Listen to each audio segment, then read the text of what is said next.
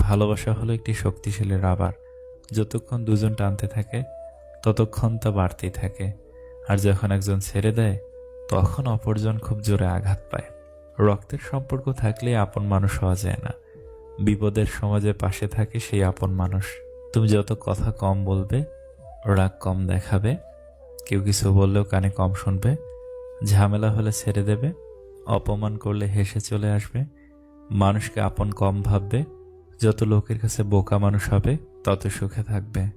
যারা ভালোবাসা নিয়ে খেলা করে তারাই ভালোবাসা পায়, আর যারা মন থেকে সত্যি ভালোবাসে তারা শুধু কষ্ট পায়। সম্পর্কটা তখনই সুন্দর হয়ে উঠবে যখন ভালোবাসার টানটা দুদিক থেকেই সমান থাকবে।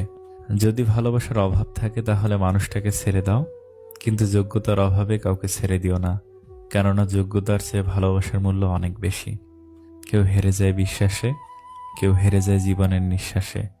বিশ্বাসে যে হারে সে জীবন্ত লাশ, নিঃশ্বাসে যে হারে সে ফিরবে না পৃথিবীতে আর।